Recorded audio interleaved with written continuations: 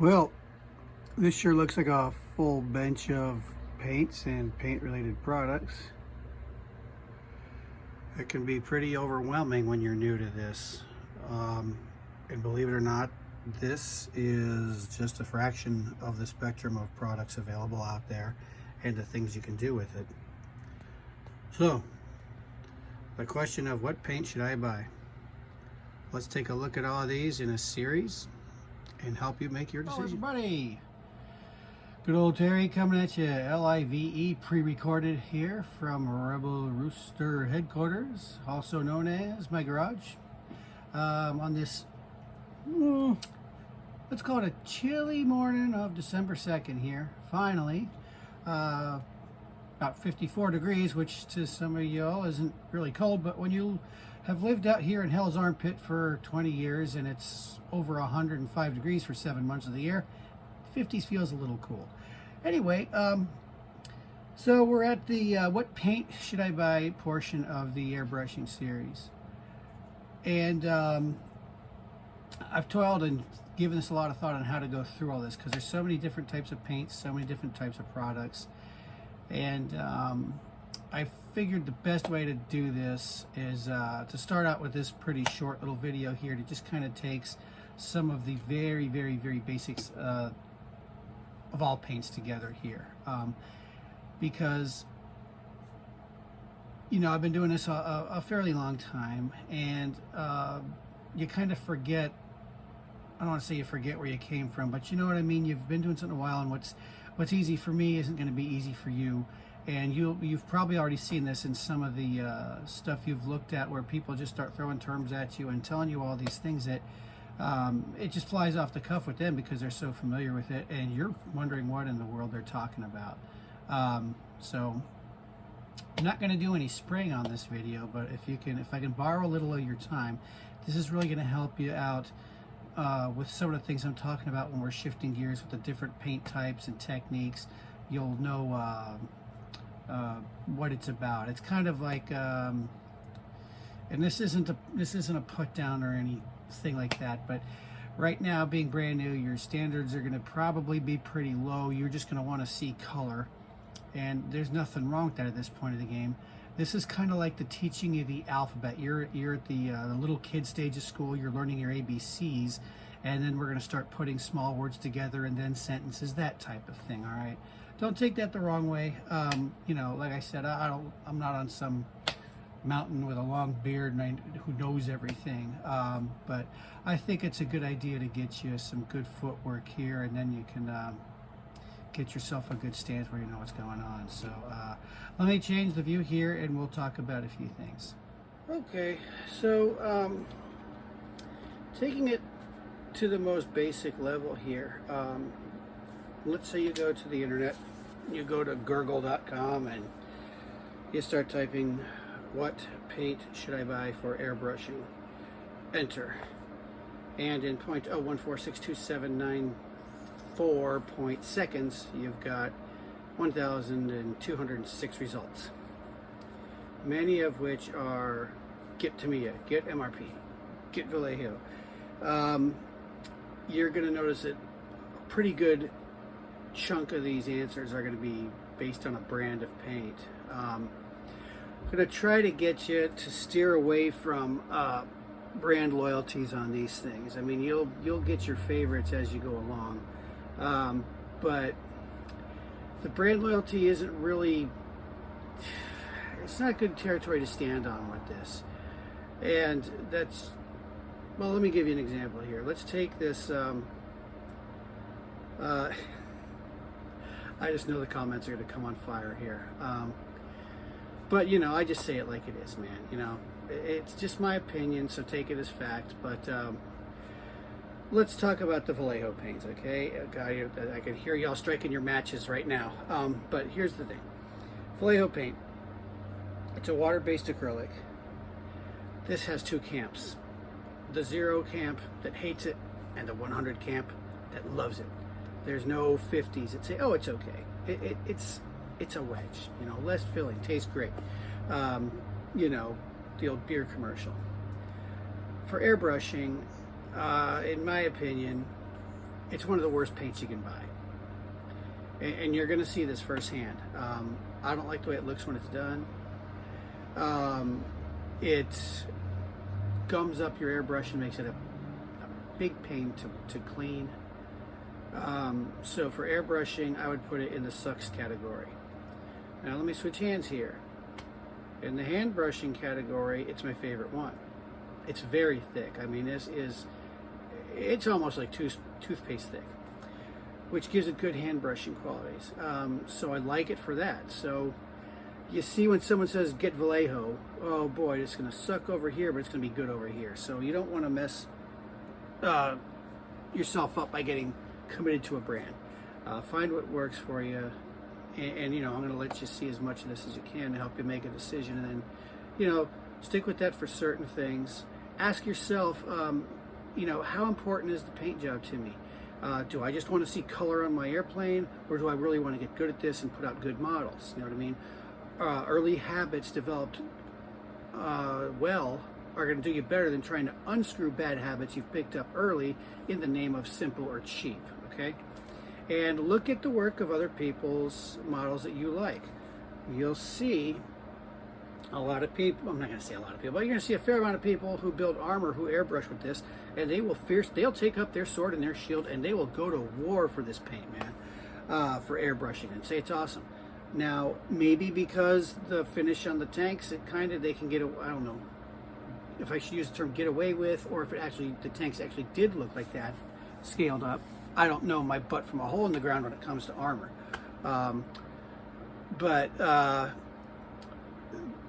You don't see the people who really know their finishes, the car builders, using this for airbrushing their cars. Those guys are big on enamels and particularly lacquers. So, you know, broaden your view on things, bigger than brand. Takes a little bit of homework, but it's going to serve you well later, okay? So what I would like you to think is, instead of thinking of brand names, I'd like you to think of just three little terms for your paints. Acrylic, lacquer, and enamels. Those are your three basic types of paints here. Over here on my little finger, there's metallics.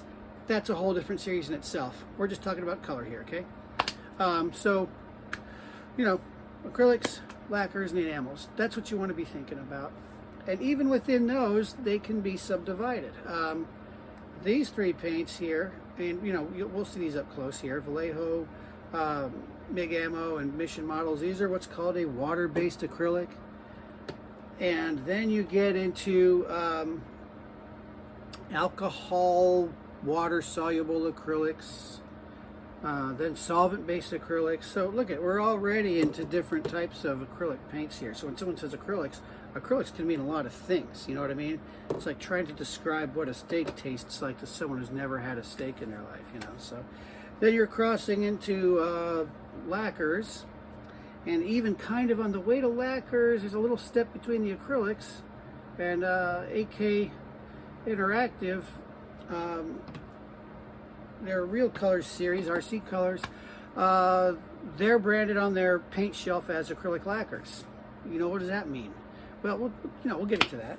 And then you've got the narrowing world of enamel paints, which are kind of getting the big elbow in the paint world, because the lacquers are so good, and the acrylics are really coming along too. But there are those that will hang on to those until the bitter end.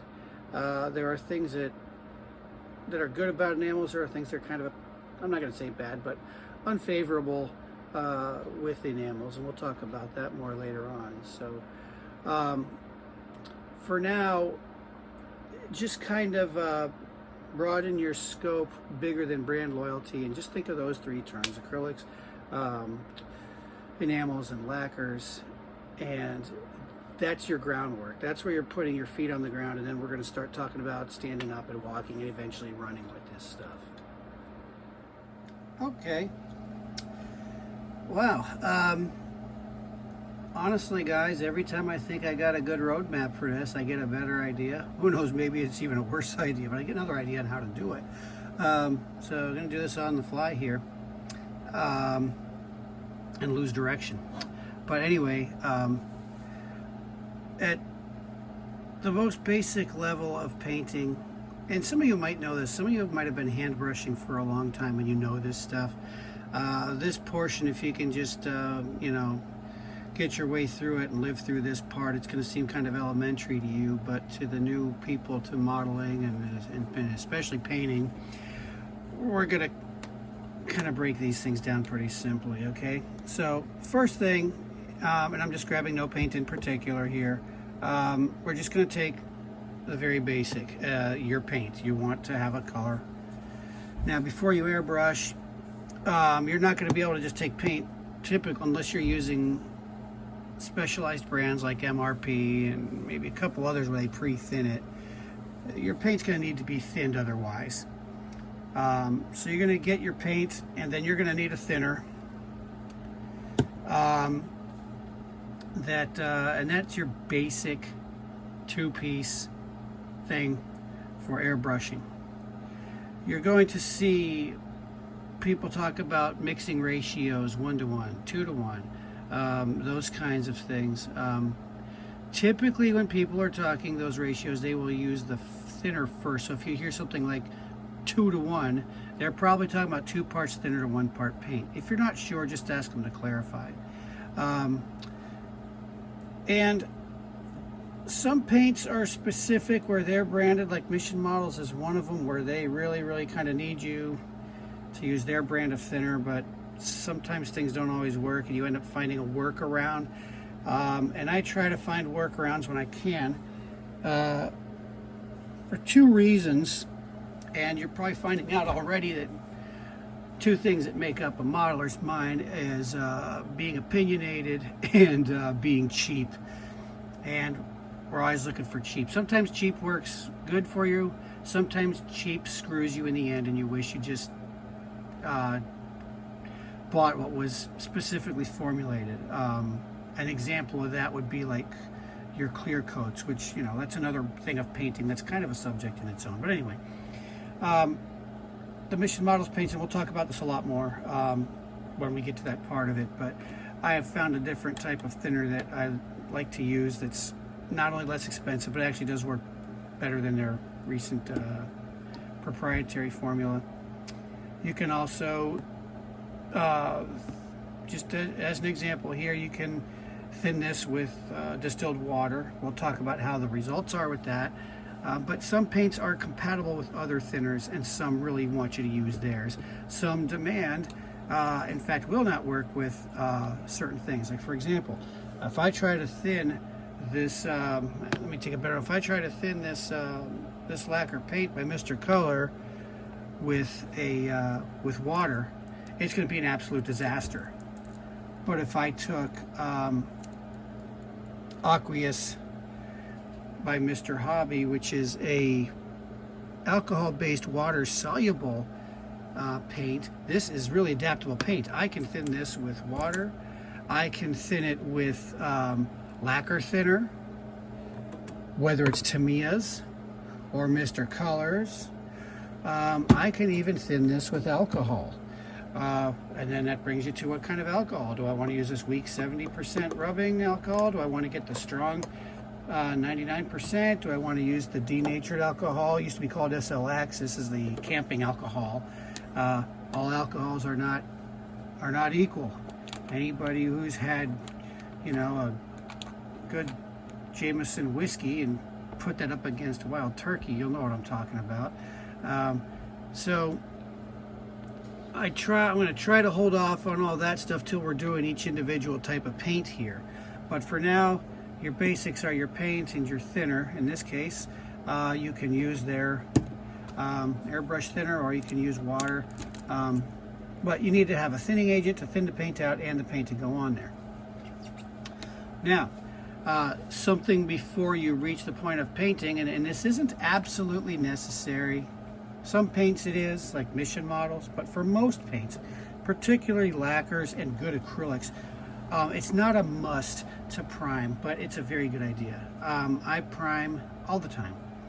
And you know, you don't have to do it because I'm doing it, you know.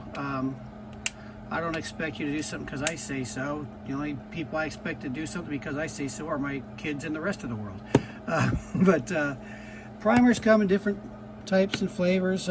Here's the 3 I use the most. We'll talk about why later.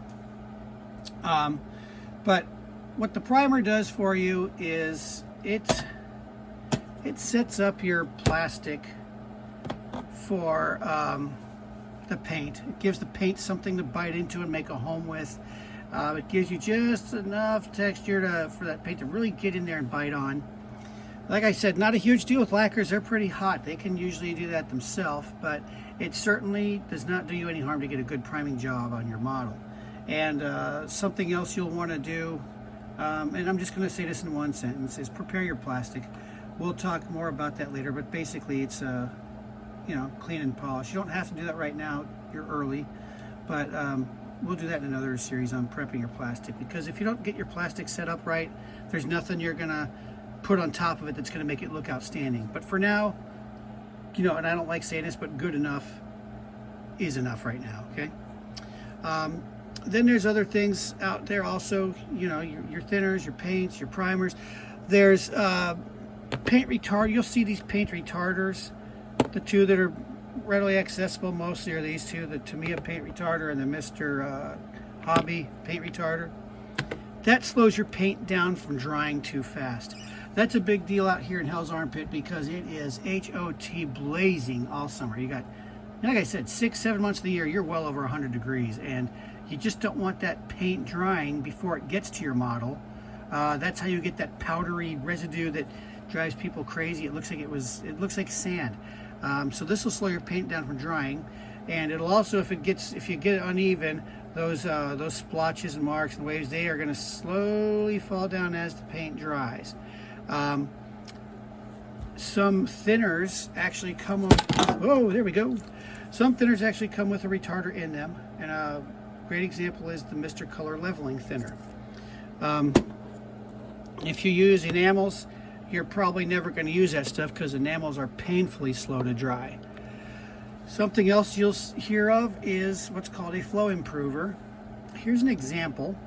Some things are sold with it on the bottle. It says flow improver. Some don't tell you what it's for. It just tells you what it is. And here's an example. This Winsor Newton Ox Skull. I don't know if they go and squeeze oxes to get this or not. Who knows? But a paint that is notorious for dry tip is Mission Models. A couple drops of the flow improver will keep you from getting dry tip when you're airbrushing. Now, in case you're wondering what dry tip is, let me do this by taking a little cap off here very carefully so I don't mess up my needle. Is as the paint exits over the needle here, the paint will tend to gather up on the needle and dry up on you. That interferes with the paint's ability to spray, and then eventually it starts backing up in your cup, and you're going to see bubbles coming in here, and you're going to need to pull the trigger back farther and farther to get more paint out, and then it'll go from nothing to everything and give you a big mess. So that's what dry tip is. We'll show you how to not only prevent that, but how to deal with it when it happens later on when we get to painting. Something else you're going to probably see out there, you're not going to see this much unless you're a Mr. Color user, and that's a paint restorer. And what this does is sometimes your paints, especially if you're a guy like me that lives out in the desert and it gets hot, and I keep my paints outside, sometimes they tend to get a little thick in the bottle, and Mr. Color's no stranger to that. In fact, you've probably shopped and looked at it in the stores and it's all thick in the bottle and you don't buy it because you think it's no good. But the little secret is they have this paint restorer, and I guess that's what it's called. I don't read the Japanese very well. But this, you put a little bit of this in your paint jars when they're dry, and it makes the paint like new again. So I don't know anywhere in the US that sells this. You kind of got to go online to get it. I'm not huge on online purchasing, but sometimes you just got to do what you got to do. But if you're going to use the Mr. Color series, that's going to be a part of your life. Oh, here we are, Replenishing Agent. There you go. Just notice that. Replenishing Agent, that's it. So anyway, that's good to use, and it'll tell you which of their paints to use on, so you'll use it in their paint colors, their clears. I think their Super Metallics line, but not their Mr. Metal color line. You know, that's all explains to you on the label, because they stick the gringo language on the side for us when they ship it out here. But anyway, so that's another thing you might see out there. And then finally, and this is kind of a subject in itself, are the clears. There's many types of clears you can get and use. Among them, Tester's gloss coat. They also sell a dull coat, which is also branded as spray lacquer. Dull coat's up here. Mr. Color puts out a clear as well. So does Tamiya. So does Vallejo. So does everybody in the whole darn world. But they come in 3 grades. You know, you're going to have flat, which is also called matte. And what I do is I just put the F on there so I don't have to go hunting all over the label for it. There it is right there, but it makes it easier for me. And then there's a gloss, which sometimes they will just label like Tamiya, their X22, I believe the number is, it just says clear.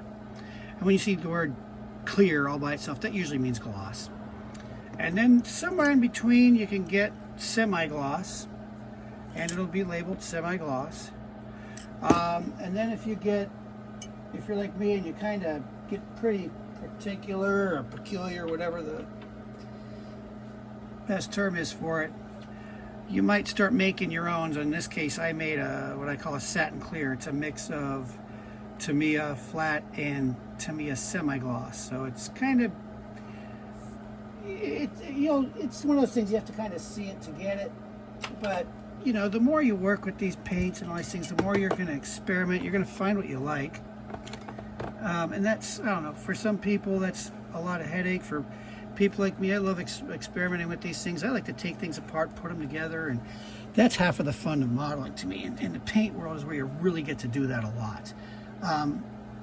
So again, on the compatibilities too, you know, you're going to be wondering what thinners you're going to want to buy. Let's say you got your jar of Tamiya and everybody says, oh, okay, it's an acrylic paint, buy the X20A. It'll work. But again, the compatibility, what works better is their lacquer thinner, their yellow top lacquer thinner. This, to me, really beats that X20A by far. I like it a lot better. But what I like best to use is Mr. Color's leveling thinner. Use caution, don't buy this stuff and think you're getting this. There's nothing wrong with this regular thinner. It's just kind of a middle of the road paint thinner, but this is going to be one of your best tools in all of your painting here, is this Mr. Color leveling thinner. Get that in your arsenal. You can thin the Tamiya acrylics with it. You can thin the Tamiya lacquers with it. You can thin the Mr. Hobby Aqueous series with it. You can thin the AK Real Colors with it. And of course the Mr. Color, you can thin the gloss coat with it. Everybody calls it unicorn tears, and it really is. But you know, more on that later. But those are the basic things: your paint, your thinners, and then what I call the ancillaries, the flow improvers, the retarders, the accelerators, the replenishing or restoring agents, and getting on the innovation. You know, some people like to use this stuff. I got my opinions on that. There is a place for it on my bench. Very rarely, but there is a place for it. I don't like the stuff. We'll talk about that later, why.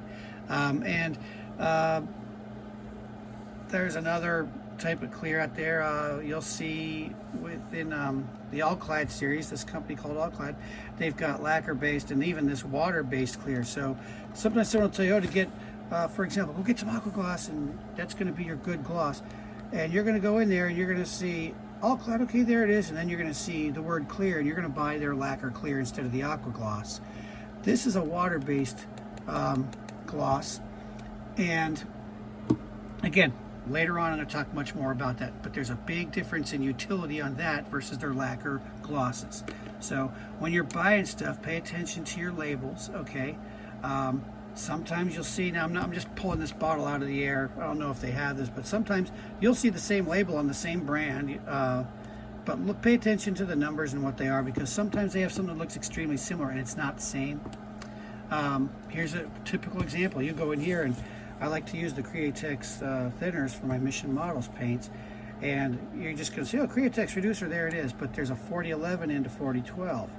I like the 4012 a little better than the 4011.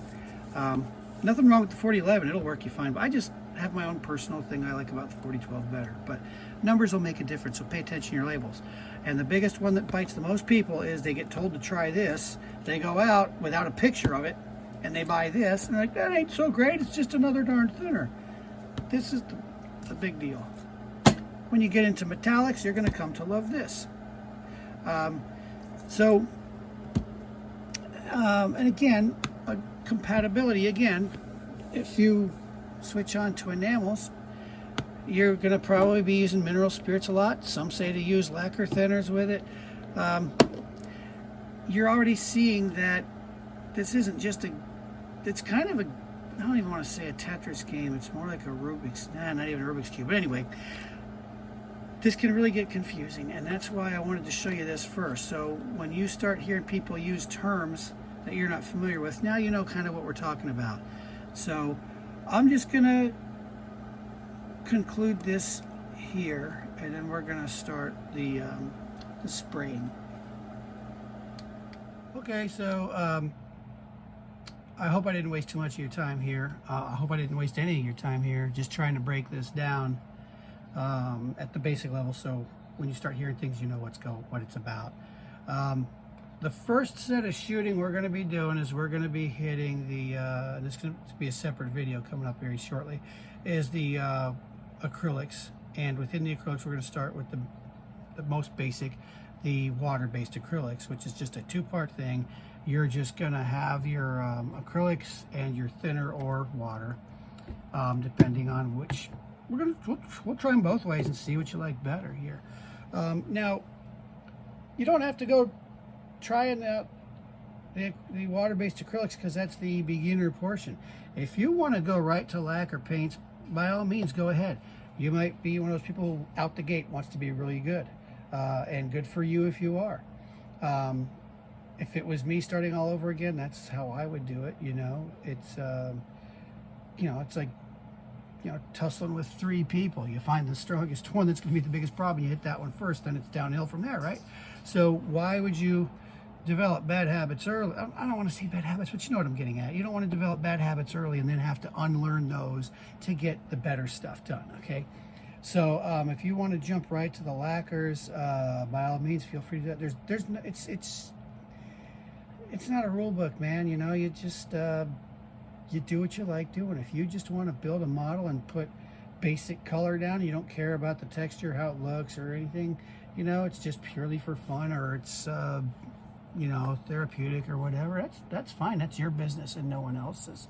But if you want to be that guy that isn't saying, wow, I wish I could do that, and you're actually doing it, that's a good attitude to have as well. It's all for you. So you kind of see why I told you earlier the best paint to get is the paint that suits you most.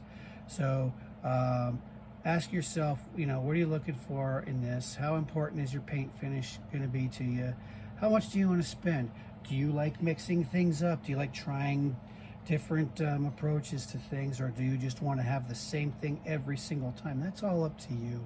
So we're going to start taking these things apart, paint by paint and type by type, and in about 100 years I'll finish this series for you. But in the meantime, thanks for tuning in. I sure appreciate you checking it out. If you liked it, I don't want to sound like everybody else, but I'm going to sound like everybody else. Please like and subscribe. And if you didn't like it, don't you tell Soul, okay? It's our little secret you didn't like it. Anyway, hey, good day to you, and we'll get the next video out as soon as I can.